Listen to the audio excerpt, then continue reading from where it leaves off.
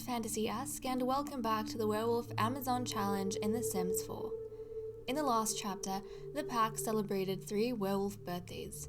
Lady Helen, Prince Harvey, and Prince Charlie aged up into their next life stage. Harvey developed the horse lover trait as part of his quest to further the various facets of his training.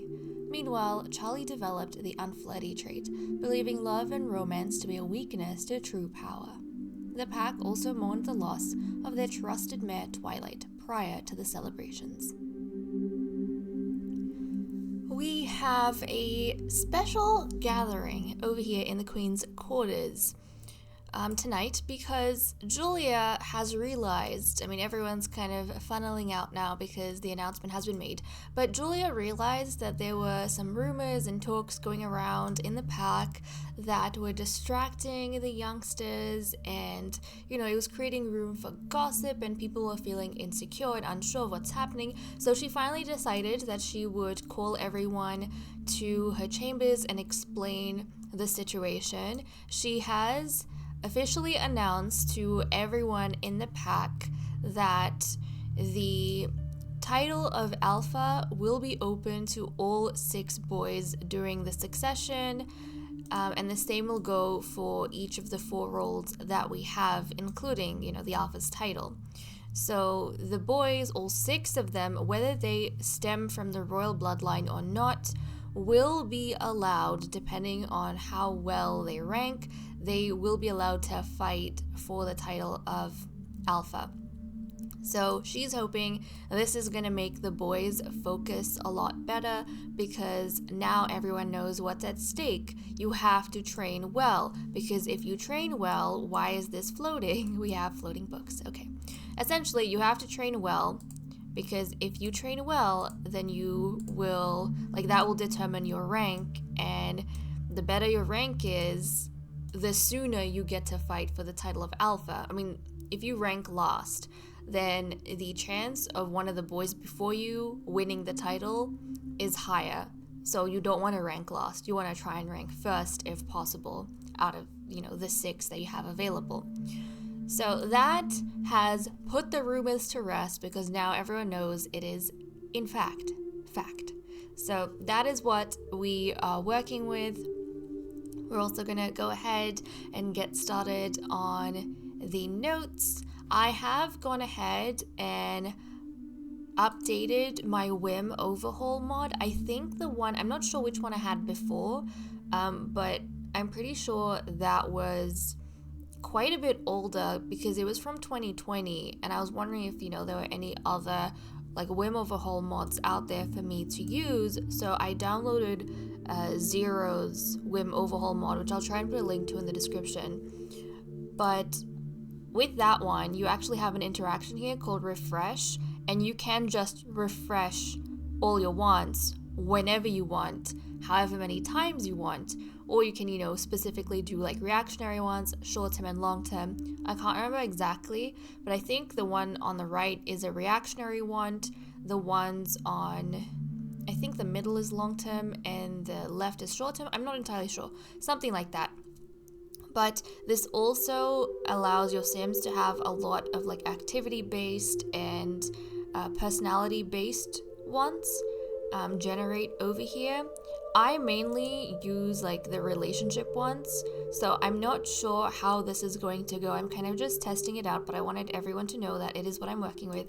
Previously, what I used to have to do is go to my options, because we know how, Sims did that update and then suddenly you weren't able to X out your wants and have new ones generate in. What I advised everyone to do in the same situation as me is to go down to gameplay and basically untick this, apply changes, tick it again, and then go to a new lot, and then your Sims will generate new ones. And that's what I've been doing for the entirety of this particular series. But finally, there is a wand where I can just refresh wherever and whenever without having to worry. The only thing is you have to refresh the one for each individual Sim, but I suppose that helps some people, because sometimes I remember if I was working on a Sim, or if I had gone through on my notes, then someone generated a really cool want I wanted to address, But then I also didn't want to just work with one note, so I'd have to refresh everyone's once and go to a new lot for new content. But this kind of fixes a lot of that. So if someone has something cool that you don't want to mess with, you just skip that sim and you don't have to refresh their once.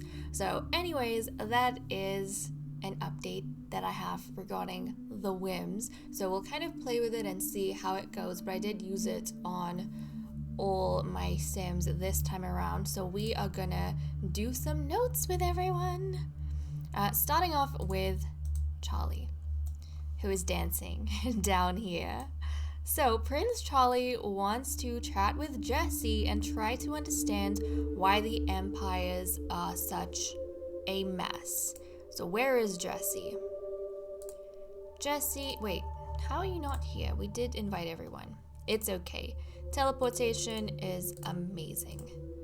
So we'll just teleport him over and say he was urgently summoned to the castle, which he is being urgently summoned to the castle.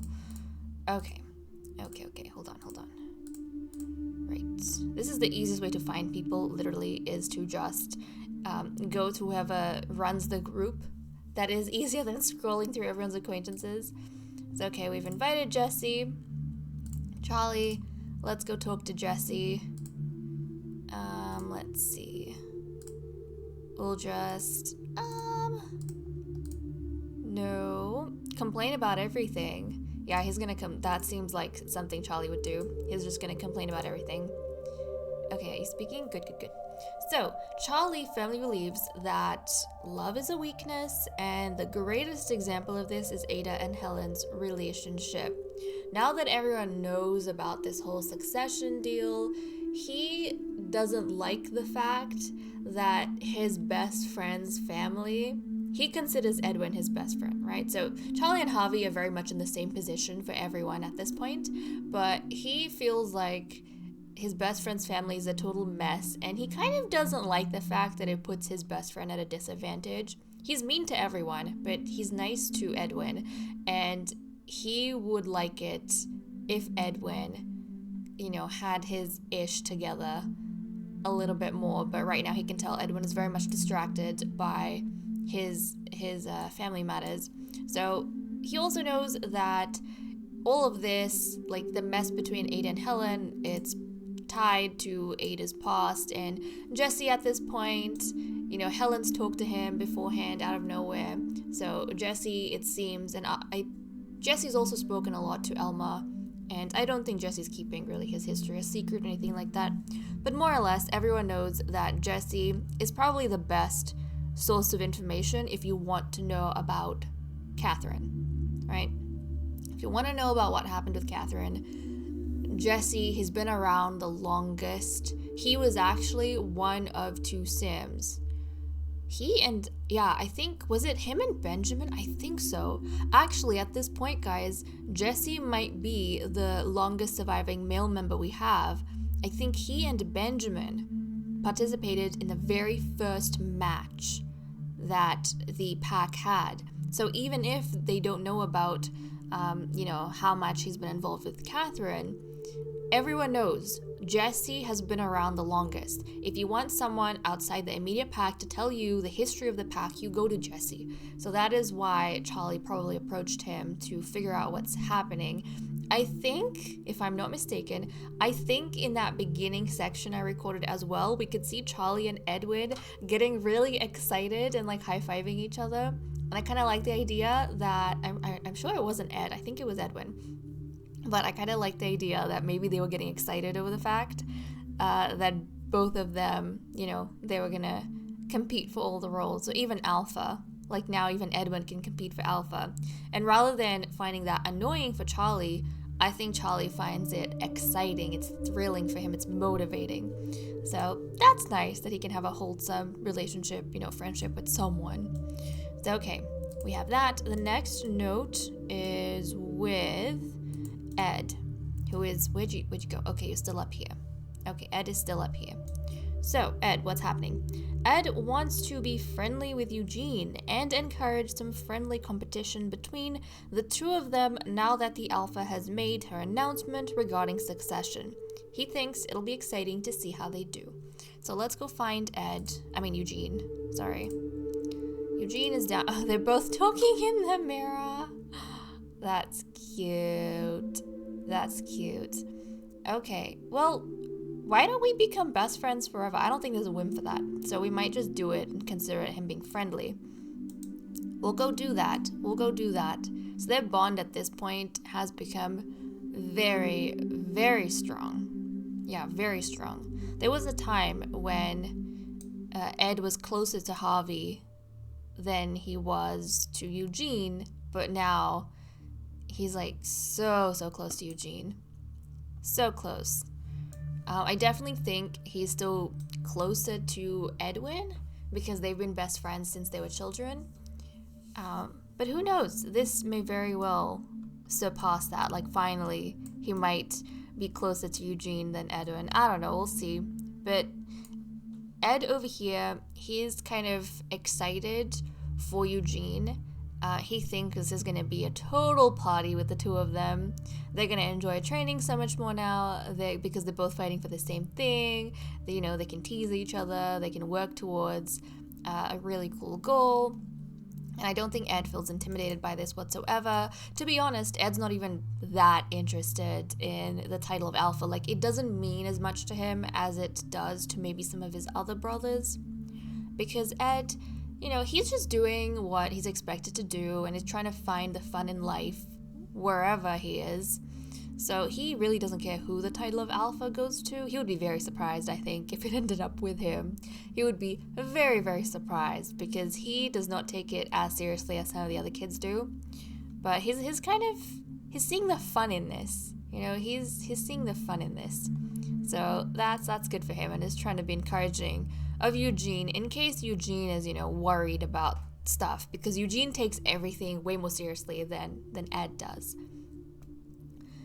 As with Eugene over here.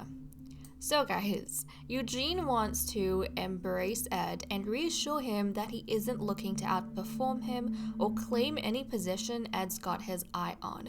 For Eugene, Ed's success is more important than his own and he wants his mate to know that. So he's going to go down to Ed.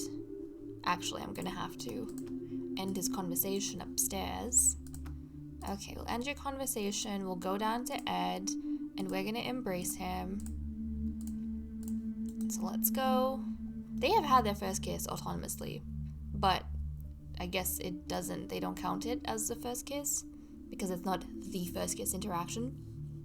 But that's fine. That is fine. So for, Eugene, he feels like the Alpha's announcement is huge.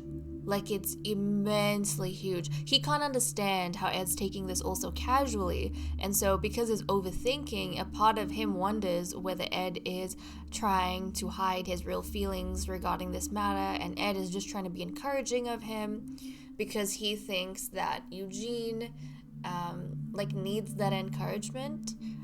But he can't comprehend that someone wouldn't care about the Alpha's title. He just can't comprehend that. So he's trying to, he's overthinking and he's just trying to comfort Ed and, tell Ed that you don't have to worry about me. Our relationship is not going to affect anything. If you tell me, what's important to you, I will stay out of it. I'll stop training. That's what, I'll make sure that I don't outperform you. I'll make sure. Ed is more talented than him anyways, but he's just saying, don't worry about me trying my hardest to get in your way because I will stay out of your way if I know that's what you want. So that's what Eugene's doing over here. He's confused by Ed encouraging him because he's thinking, wait, does Ed want to be saying this or is Ed just saying this because he feels forced to say this because, of the relationship we have. So overthinking over here with Eugene. Meanwhile, Harvey wants to chat with Ralph and dig out some family secrets to exploit. He knows Edwin is one of the really talented boys in his generation and he wants to know his weak points. So where is Ralph? He doesn't even get along with Ralph. But where is he? Oh, why are you all the way out here?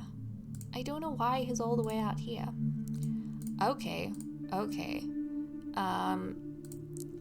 Let's complain. Actually, you know what? Complain about the cold as a way of him not liking how, the political weather has changed. Harvey feels like now they have confirmation about the rumors and, the whole succession business. He's not that happy. And he is going to try and fill Ralph's head. And he's also going to try, because Ralph's not the type, I feel like, to get influenced against his family. But I think Harvey is going to attempt to do some like sympathy play and try and get secrets about Edwin. He wants to know Edwin's state of mind so that he can destabilize him somehow under the guise of helping him. We know he's already started snooping around Elma to get some secrets, like he's been talking to Earl. He wants to try and sabotage Elma somehow. His father's been encouraging him to sabotage Elma, but then Elma told Michael to like snap out of it, otherwise he's gonna get kicked out of the pack. So he hasn't said anything to Harvey since then. But now Harvey is chatting with Ralph and is trying to figure out, like, is there a way that I can destabilize Edwin even more so? Meanwhile, guys, Elma here, he wants to chat with Ralph and help with any concerns Edwin might be having regarding his family so that he can be clear-minded for the succession. Elma wants to make sure that each heir is able to focus wholeheartedly on their future, because their future is going to be the future of the pack. So both Harvey and Elma are seeking out Ralph to talk to him, but, for completely different reasons. Harvey's pretending to care so that he can actually sabotage Edwin. But where did Ralph go? But Elma actually cares, and he wants to make sure that nobody is, feeling too upset. He's going to complain about the confused situation of their family. So come on, let's go seek Ralph out. Let's go seek. The thing about Elma, though, guys, something I am realizing the more and more I play him, we have all agreed from the time he was very young that Elma seems to display qualities of a good alpha the most out of all the kids, right? We've kind of felt this way about Elma. And he's consistently, apart from him being lazy of late, he's consistently been doing things, and he's just the best emotionally geared to handle all these pack members. But now I'm kind of realizing as well that he might have a weakness in this regard as well. Because of how caring Elma is, he actually fails to see the deceptive natures of the people around him. Like, if he's always willing to believe in the good of everyone, then he's kind of blinding himself to people's true natures. Like, he never even doubts Harvey and the stuff that Harvey does. He's never questioned the way Charlie acts towards some of the pack members, towards his own father. Charlie hates, despises, is like enemies with his father. But for some reason, and this isn't a private thing, he's publicly enemies with Roy, right? He picks on Roy and yells at Roy in public. Maybe he doesn't insult him using Elma in public, but everyone knows that Elma's father and Charlie just don't get along. But because Charlie is a higher status than Roy, as a prince, they kind of just accept his behavior for whatever reason. Elma doesn't even question. He's never kind of treated, his younger brother rudely, which he shouldn't, but he's never thought about the fact that there might be a problem with Charlie's disposition. Even with Harvey, he's never kind of looked at the way Harvey interacts with others or, questioned the real meaning behind his behaviors. He's never done that.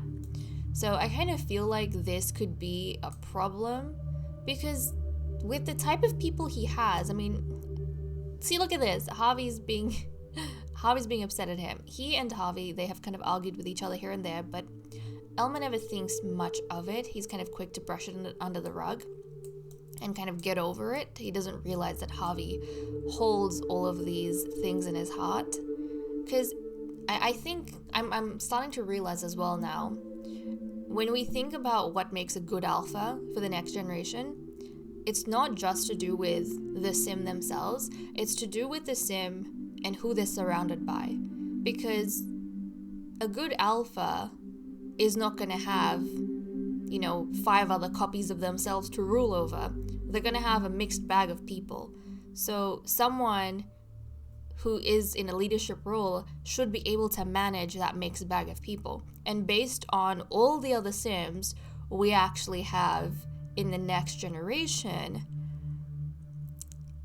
I don't know, guys. I personally am feeling like Harvey might not be the best choice for alpha.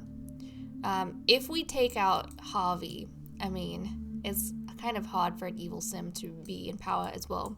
Actually, Harvey aside, if we take out Charlie, I don't feel like, Charlie's beautiful. I don't know if he would make a good alpha because he's the type of person to very quickly ruin his relationships with people. Like, he doesn't even hide that, and that will be problematic because then he'll be killing everyone. Everyone will be, dying, executed. I feel like Harvey would be better suited, actually. Not just because it'd be fun to have someone evil on the throne, but Harvey, he, yes, is evil. He's very manipulative and questionable, but he knows that it is unwise to ruin relationships with people, right? Or too many people. He's selective about what he does. He's able to put on a facade, right? To make sure that things are going as things need to go. And that people, they're under control, essentially. They're in his control. But the pack doesn't fall apart because he doesn't let his his image fall apart, basically. So I feel like Harvey, in that sense, would be a good alpha, and him being evil and him knowing exactly how people's minds work, he'd be able to, control people like Charlie, keep them in check. So I feel like that would be good. Like, Harvey would be a good one. Eugene, he's very, very intelligent, but I feel like Eugene's intelligent in a studious way, and he takes everything very seriously.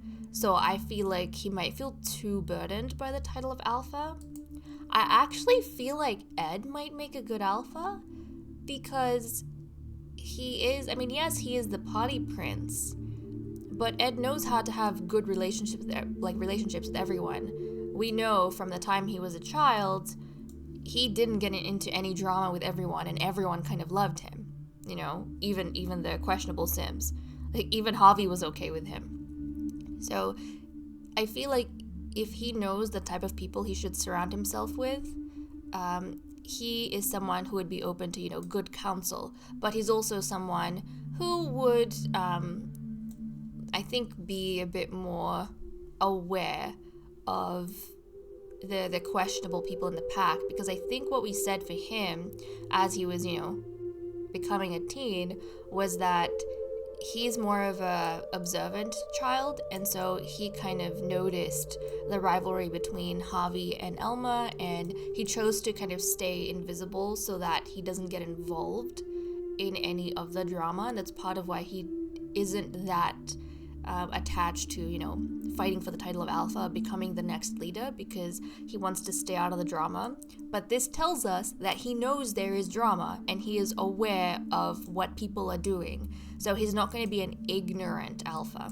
So I feel like Ed would make a good alpha along with Harvey. Then we have Edwin. I feel like Edwin would also make a good alpha because Edwin, he, from a young age, has been very much inclined in the werewolf way of doing things. He really respects werewolf culture. He loves, being in his werewolf form, and I think he's someone who would display strength, and that is a quality that is respected among the werewolves. So I think he could easily become an alpha that people look up to and people kind of revere, So he's definitely not weak. He did very well in his training. He and Ed are the most talented, and that's actually another thing I forgot to mention. Ed is, along with Edwin, one of the most talented, aside from Elma. Like, they're the two most talented young werewolves at this point, so they both have, strength there. Ed hides it more than Edwin does. Edwin openly displays it, but I think werewolves, they would respect his authority, basically. Finally, we have Charlie. I've already mentioned this. Charlie, I don't think will make a good alpha because he just ruins his relationships with people too easily. He's very quick to snap at people. He doesn't see the big picture, basically. His kind of petty, or his short-sighted. So among the three that I think would make good alphas, they're going to be Harvey, Ed, and Edwin. Although if we put aside the evil person, and we want someone good, Ed and Edwin probably going to be the best. If I had to pick one, though, I think I would choose Edwin, actually. Like, outside, if we don't even care about going outside the bloodline, I think Edwin would be the kind of best all-rounded. So there we go. That's my 2 cents on all of the boys that we have. You guys can let me know what you think. Maybe I've given you some food for thought. So now let's move on to Ada. Because our notes aren't done yet, I just went on talking so much after Elma's. So let's go to Ada. Ada here, guys, she wants to check in with Julia and talk to her about the emotional turmoil she's in. It's painful and embarrassing to admit her obsession with Catherine, but she feels like no one else will understand. So she actually is, gonna seek Julia out, and she wants to talk to Julia about Helen because she knows there is a bit of a problem.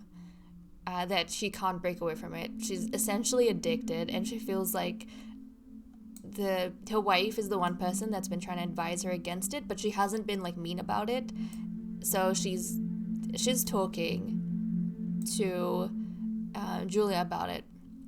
And the thing is, Helen's here, guys, so I suppose this is an open discussion, which is kind of awkward. But yeah, I think this is an open discussion at this point. And Julia, guys, Julia here, she wants to check in with Ada and tell her that she should avoid Helen if it's too hard to end things with her. Their children's futures are on the line, and the youngsters will have a harder time focusing if they're caught up in their parents' affairs. And I think this discussion probably is happening with Helen present, and the alpha is kind of making it clear that she doesn't like Helen and Ada being involved with each other because it's not good for their families, it's not good for the kids. Helen is not saying anything, she's listening in, and now her brother Ben is joining. But yeah, the alpha is kind of making it clear, they're having an open discussion, no more in private, no more in the shadows, there is a problem here, something's going on, and basically, if Helen, after this, keeps approaching Ada, then she's just being shameless.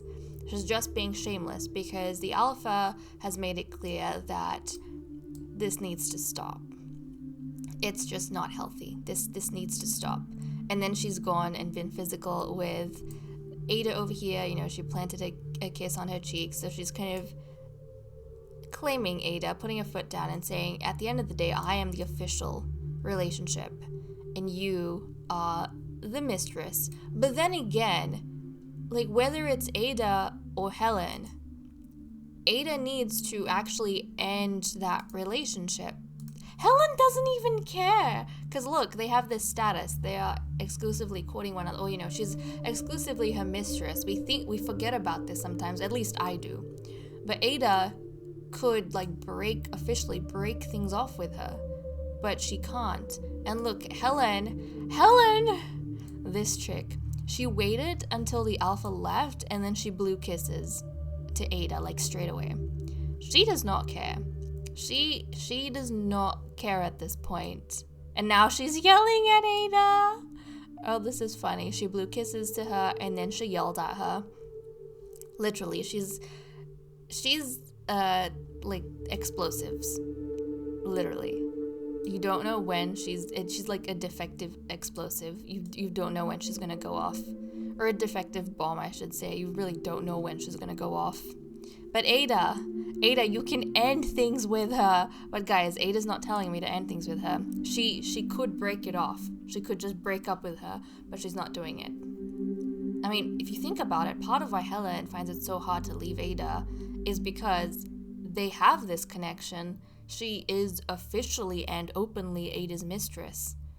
And so she's trying her hardest in any way possible to like hanging on to this. You know, this reminds me, the whole thing with Helen, it reminds me so much of like Indian serials. Sometimes when I watch like Indian serials, you'll have like period ones as well. With like royal families and whatnot, you'll have one of the king's wives who is like a conniving snake, and everyone can see it except the king, and no matter how many times she gets in trouble, somehow she manages to like finagle her way out of it, talk her way out of it, and like puppy eye her way out of it, and the king just keeps forgiving and forgiving and forgiving, and nobody can see like so many other members of the household will get injured, may potentially die, will get kicked out because of this one conniving spouse, but the king just doesn't see it, I feel like Helen is that member. Like, she's causing so much drama in the pack right now and so many problems with Ada, but Ada just doesn't see it. Like, cast your mistress out. Just break it up. Get rid of her. End it. But she doesn't. Even when she knows she's in a questionable relationship, she's not ending it. Like, what is this sickly attachment you have to this woman? I mean, we know about it, but still, you know enough to be aware it is a problem. Shouldn't you maybe deal with it?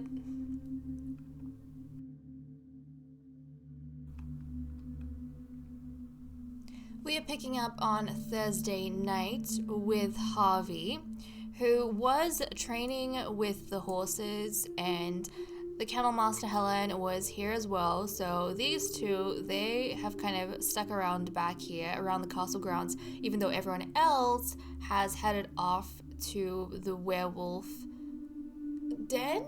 No, the wolf den? The wolf hunt? I think it's the wolf den. I'm not entirely sure though.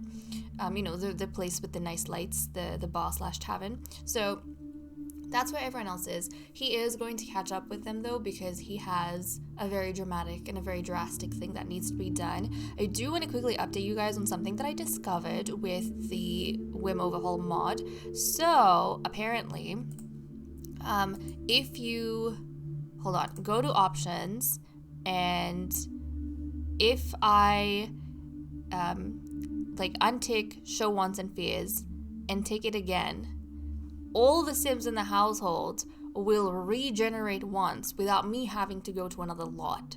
So without the mod, I had to do this process, and then their wants would be empty. I would have to take them to a new lot for those like new wants to generate. But now, if you don't want to do things individually with the mod, you can still use the whole options thing that I do, and then without having to go anywhere, like all your Sims will regenerate once, which is really cool. And I actually like that. I'm gonna be using it, because if I'm regenerating every single Sims once until I get like something worthy of a note, then I will have like half-an-hour sections every section to talk through those wants. So instead, or you know, those notes, instead what I like to do is regenerate everyone once, and that way only some of the Sims have things I can make a note about. And so we'll have sections with maybe 1 note. We'll have sections with maybe 9 notes. I don't know. The number changes, but it kind of varies the time we spend in each section, and I like that a lot. So that's what I did, and this time around, only Harvey had a note worthy of me doing anything with, but it was like a very, very notable note. So let's go ahead and see what's going on with Harvey. So he wants to become enemies with Ralph because he tried to get under his skin but was called out instead and ignored. Ralph didn't like Harvey's forceful nature and quickly worked out what he was trying to do. So this, is dramatic, because Harvey's an evil sim, and we said before that our evil sims are not just going to become enemies with people, they are actually going to kill the people they become enemies with. Like, they have so much rage and it is uncontrolled as a werewolf that they will end up killing the people they despise. And okay, he's over here sword fighting with Helen on his own. And I think Ed was sword fighting. Oh look! Ed and Charlie are sword fighting back here. So these two, they're definitely taking things seriously after the alpha's announcement. But definitely things are going to take a drastic turn as we go deeper into the night. So I don't know how Harvey's going to do over here. I am very nervous though about Ralph. I am very, very nervous about Ralph. But for this to go down, I think I'm going to have to add Ralph to the household. So let me go and do that. I think it's Lord Ralph. Land? Yes, it is Lord Ralph Land. Okay, good. So we have him in the household. So we need to make sure that everything goes smoothly. I am sad that Harvey picked Ralph, like my favorite male suitor, to kill when he finally did. But you know, this is a whim we've been waiting for. It's a want we've been waiting for since he turned into a teenager. But he's been holding it in, holding it in, holding it in. And finally, he's been tipped over. Okay, he's improved quite a lot. So he did really good in that particular challenge. So he's gonna seek out Ralph now. He's gonna seek out Ralph. He's gonna come here. He is going to... we need to first become enemies, I think, before we get into any sort of brawl. But that is kind of what we are working towards. So he's definitely gonna declare firstly Ralph to be his enemy, and then they're gonna get into a brawl. And then we'll see how it goes from there. But I think Harvey's plan at present is to kill Ralph in the fight. And so he can say that Ralph died accidentally. Like, he didn't intend to kill Ralph. It was an accidental death. He just couldn't control his strength when he transformed into a werewolf. I think that's the story that he's going to go with. But obviously Harvey's worried. Ralph, he tried to, influence Ralph, but then Ralph kind of figured out that Harvey was pushing it too much and he didn't like it, and he's not the type to turn against his family or be influenced against his family. Even Helen, like, he doesn't even talk bad about Helen to his own son. So obviously he's not going to want to sell out his son's problems and their family issues to a prince. But I think Harvey's nervous because he could see Elma was talking to Ralph straight afterwards. He's worried that Ralph is going to tell Elma the stuff he's been doing. He's worried that Ralph is going to go to Edwin and say, don't listen to Harvey. He's trying to emotionally sabotage you. He doesn't know what Ralph is going to spew to everyone else, and he feels like Ralph at this point is a bit of a loose cannon. He's like exposed himself to Ralph to a degree, and that makes him uncomfortable. So he feels like he needs to kill Ralph to tie up loose ends. So that's what he's going to do. Okay, he's gonna insult her, so they're having an argument basically over here. Let's insult his lineage. We're gonna go ahead and throw a drink at him. We're going to just mock his fur, mock the way he looks, tell him he looks like a weakling, which, is not nice. He could whoop your backside for all you know. You've never even been in a fight. He's gonna ask what Ralph's problem is. He's gonna yell at him. I feel so bad for Ralph. I feel terrible for him. I'm so upset that Harvey picked him out of everyone to become enemies with. Like, why did it declare enemy? Why did it have to be Ralph? But at the same time, I think we should be a little bit grateful because it could very well have been one of the princes. Harvey could have decided he wanted to kill a brother of his. He could have decided that he wanted to kill his cousin / stepbrother, or even Edwin. But no, it's been Ralph. Okay, so from here, he is actually going to get into a werewolf brawl. His very first ever werewolf brawl with Ralph. Hold on. Hold on. Ralph, where you going, bud? Where you going? You can't run away from this. You are being pulled into a werewolf brawl with the second prince that you cannot even avoid. Okay, at this point, we have other people out here. We have Charlie, Edwin, and Claude. And then there's Roy. So, oh my goodness. His rage has maxed out. He is transforming into a werewolf at this point. Oh goodness, where is Ralph going? Ralph, okay, he's coming back down here. Oh my goodness, it's like raining outside. It's 1 a.m. Ah! Okay. Let's do this. I don't know how they're gonna go. Okay, they're getting into a fight. Ralph is just standing there watching. Oh my goodness. To be fair, Harvey, he's erratic. So this could also be like in his head. He could be like doing this whole fight in his head, but he's not actually touching Ralph. And Ralph is wondering like, what is wrong with this kid? Charlie is over here as well. Okay, finally they're fighting. Oh, okay. So Ralph obviously injured right over here. Ralph injured Harvey in this fight, which I think gives Harvey a bit of legitimacy as well. The fact that, you know, he's the one that got hurt and got beat.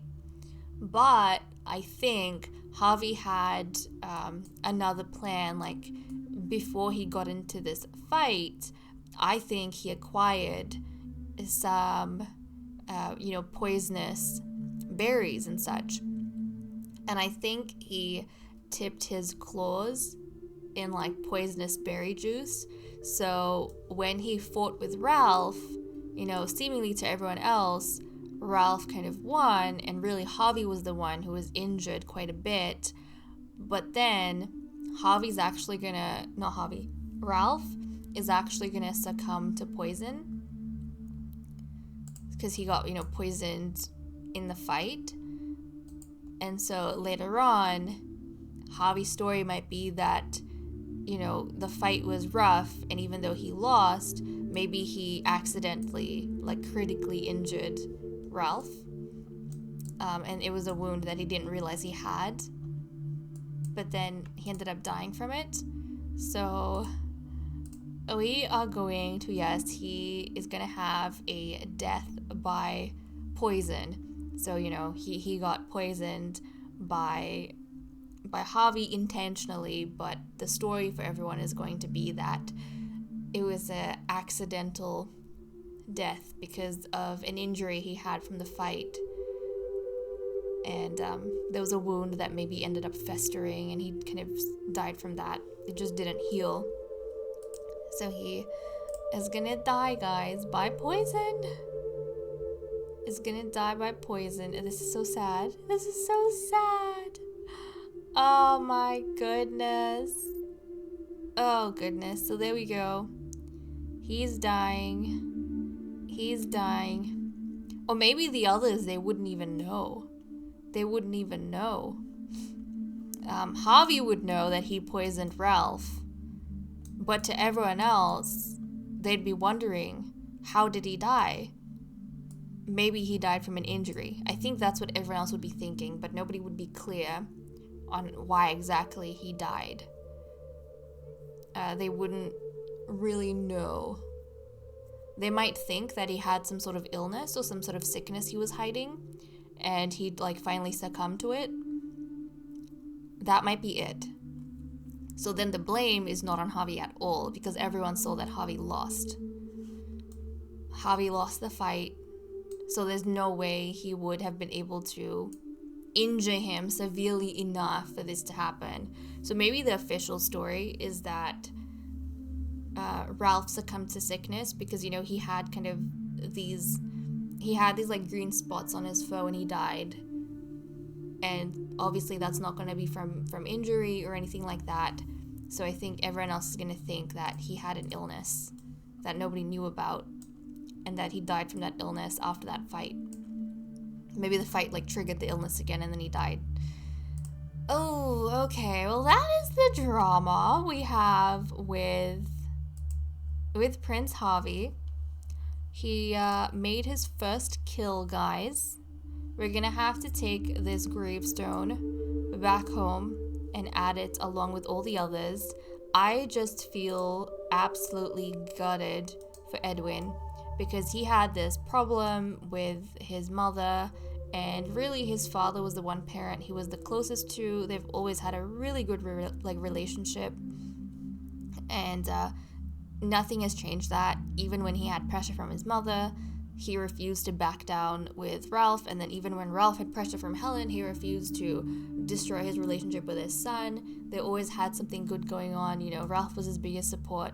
Now his father has supposedly died from illness that he feels was too sudden, but you know, it's out of his control. There's no one to blame here except genetics, really. So I feel terrible for him. I feel so bad. And now the only person he has left, essentially, that family relation, is his mother. Like, he doesn't even have another parent to turn to at this point. Who does he feel closest to? Okay, right now, obviously his best friend Ed. This is actually really sweet, but he has become really close friends with Eugene, the person that Ed is currently courting. Or, you know, Ed's fated mate. So it's nice, because sometimes I feel like there are instances when, what is this fake comfort that Harvey's gonna give Edwin? I don't know. But I feel like there are times when, like best friends, they can grow apart when one of them finds a partner, and they start spending way more time with that partner than, you know, they do with their friend. In this instance, though, it is nice to know that the pair kind of became a trio, and Eugene has kind of been initiated into this friendship rather than having it as a separate thing. So that's really sweet. That's really sweet. And he's actually getting closer with Charlie as well. But it's good to know that at least he has Ed and Eugene as like emotional supports. Definitely more than Helen. I don't think he feels very, very close to Helen at all. And oh my goodness, that was very dramatic. That was very dramatic and unexpected. But that was Harvey's first kill, guys. That was his first kill.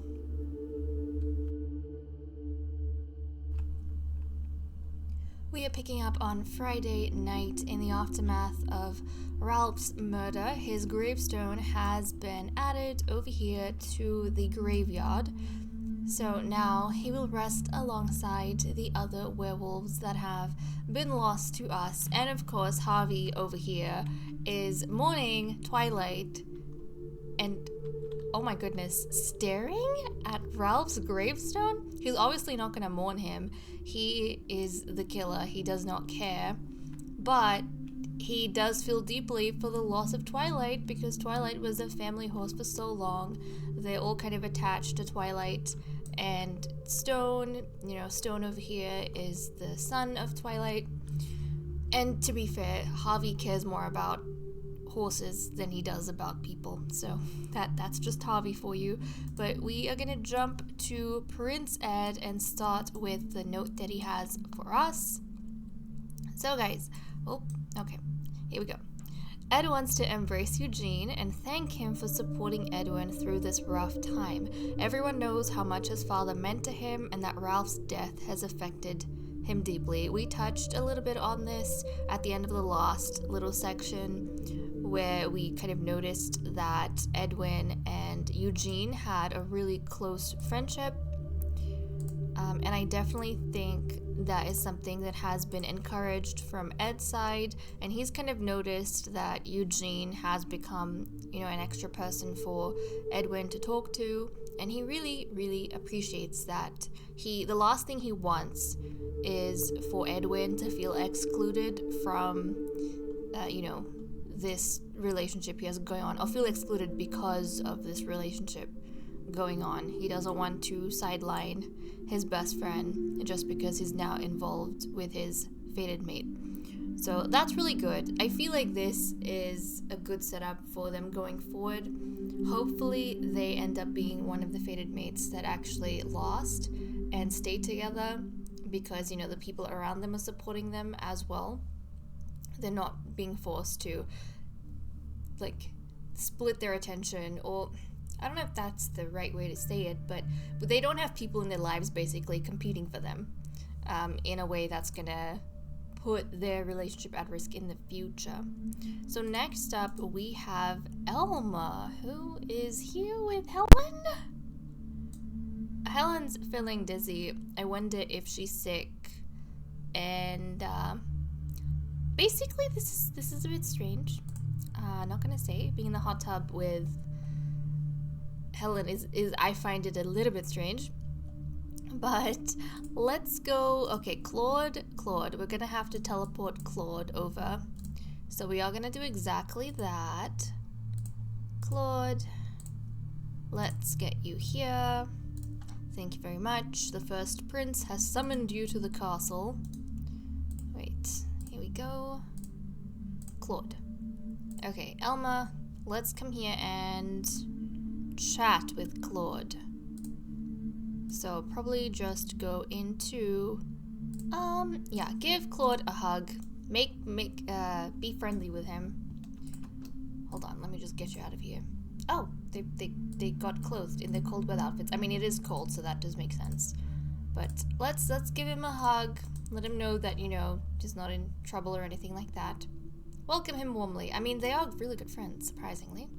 Anyways, Helma here wants to chat with Claude and ask about the moments prior to Ralph's death. He's also wondering if Ralph had an unspoken illness the other match suitors knew about. This is a surprise to him because Ralph always looked so healthy.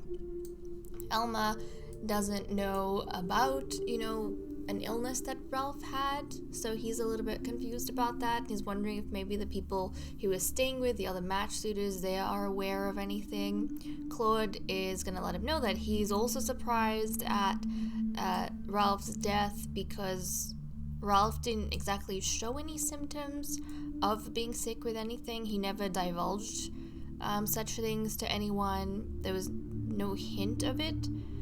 So they are a little bit confused, and it's not like Ralph, he was new blood brought in, so it's not like he has a sibling among one of the ladies, or, you know, anyone they could ask about a condition that the family might have.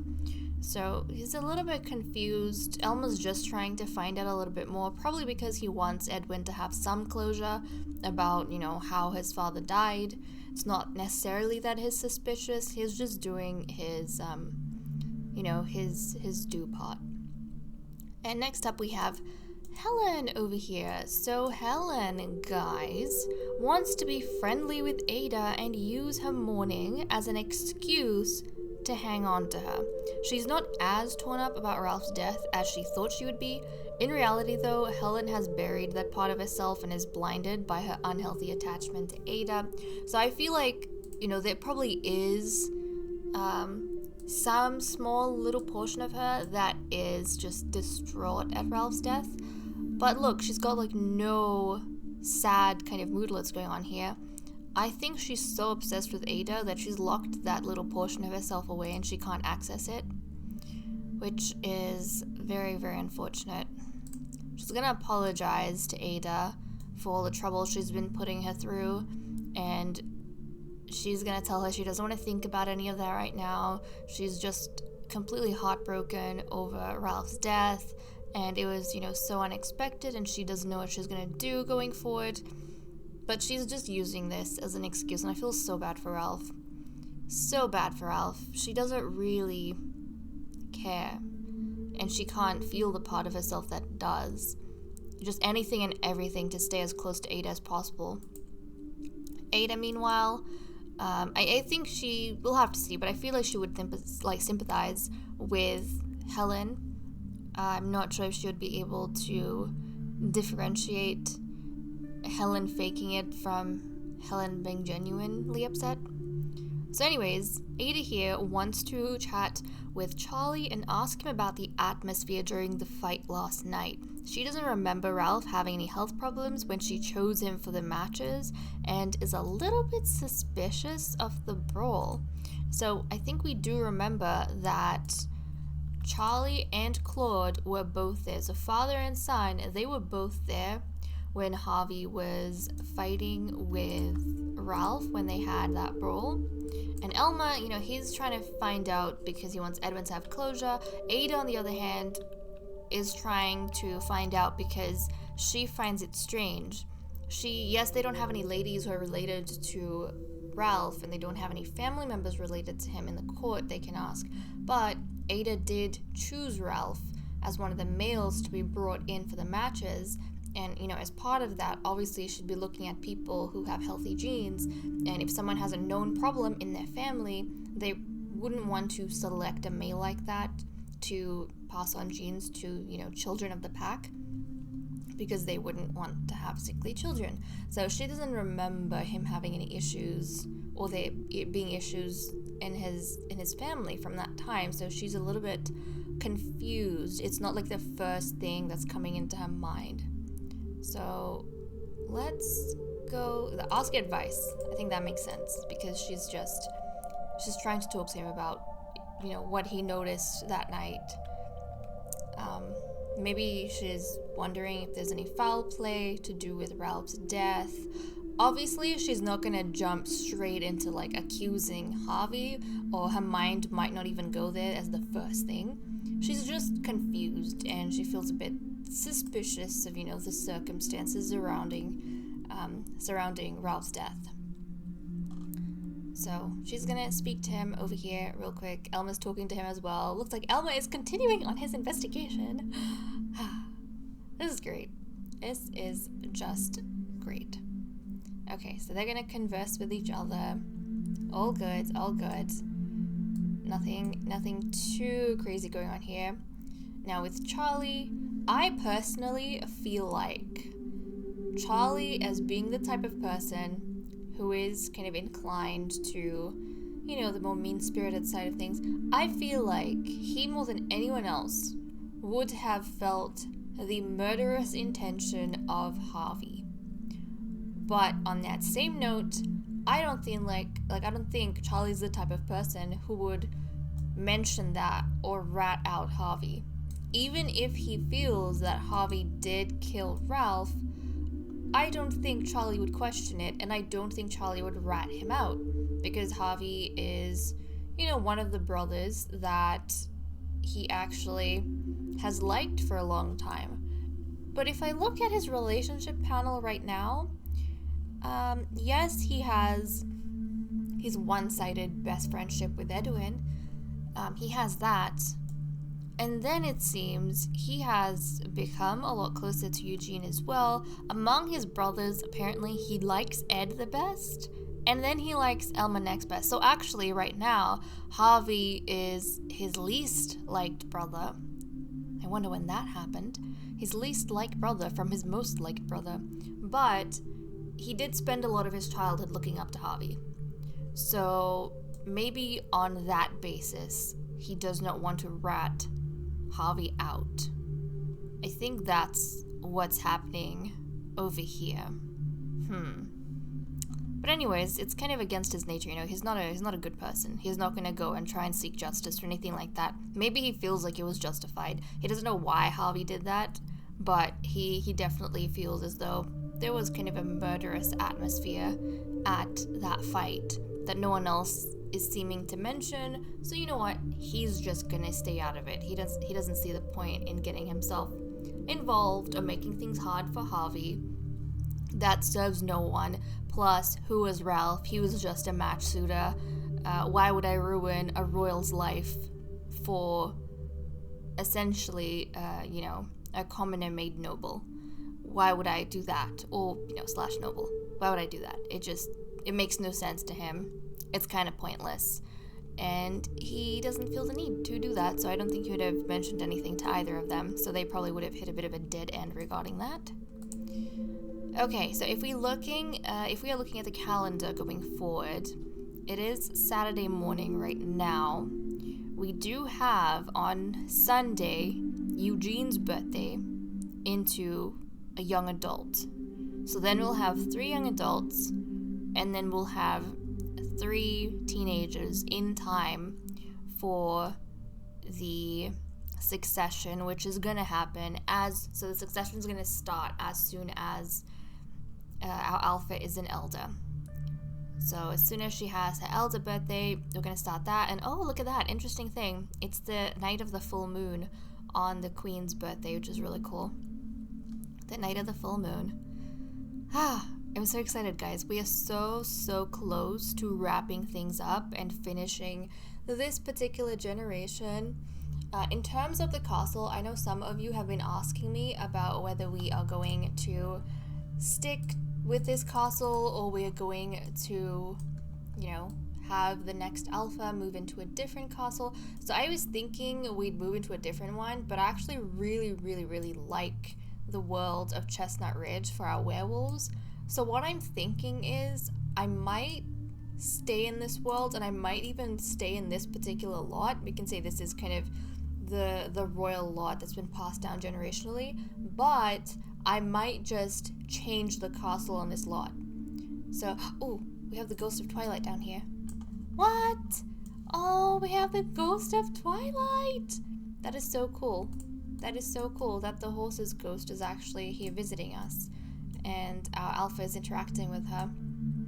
But yeah, I think what I might do is keep the lot, stay on the lot, but change the actual castle, and we might do this every generation, and then we can just say that every generation, obviously because one sim's lifetime has kind of passed, while we've been playing that, they have decided to make changes and renovate the actual castle they're staying in. So then we'll see over generations how the appearance of the royal castle changes from period to period. So I think that would be really cool for us to stay here. And then on that note, let me just jump up to, yes, we're just gonna jump, I just want to jump into the map real quick. On that note, we'll also go ahead and change up the lots in, like, all of these lots in Chestnut Ridge. Once we are in the next generation, we'll start changing them one by one, and we'll say that the new alpha has rebuilt these places. So we can stay within Chestnut Ridge for the entirety of our Amazon challenge, but the way that buildings look and what is in what place, that's going to be different. And so, Generation 1 will associate with all of these specific places and buildings we used to go to, but they're all going to look different. So it's going to show the way Chestnut Ridge changes over time. So I think we might do that. I'm actually really excited for that idea, because I do feel like this particular lot is kind of just perfect for us to have horses. This world is perfect for us to have horses, and I like the pack being here, but obviously the lot's going to change. And that's because the alphas, they're reconstructing the castle every time a new alpha takes the throne, essentially. So I'm really excited about that. We'll also be able to, trace which generations look grander, maybe which generations look a bit more degraded or simple. So I'm excited for that. Also because we're going to have the for rent pack for the next generation. So obviously I'm going to try and make it so that we have different members of the pack living here on one lot. So we'll have the match suitors living in a section of this lot. We'll have, our main family. We'll have the royal guards living in a different section. We'll have, I'm actually thinking even the den, we might make a certain section, the royal den. That way, all our toddlers, babies, they're all going to be here with us on one lot. And that way we'll have way more interaction with them as well. And then I can use the current 2 lots that I have for the royal den and the guard. I can use that for different places for us to visit. So let me know what you guys think about all of that. That's kind of my 2 cents for where we're at. But okay guys, with that said and done, I am going to leave off. Thank you so much for watching. I hope you all enjoyed, and I will see you all next time. Wait, before we go. In accordance with what I just said, I do think I will have to make one of the lots around town a graveyard, and we are going to have to move all our graves there because I risk losing these graves every time I change this particular lot. Like if I'm plopping down a brand new castle, I might just, delete these lots accidentally. But also, it would be an immense hassle for us, especially as the generations go by and we have more and more and more Sims. It would be such a hassle to take the lots and then take the graveyards and have to put all of them down a new section, because every generation we're just gonna have more and more and more. So I think the one lot that probably won't change in Chestnut Ridge from the next generation onwards is going to be an allocated graveyard, and that's just going to be the place where we put all of our gravestones, and periodically our Sims can go there and visit these gravestones and pay their respects. Now bye.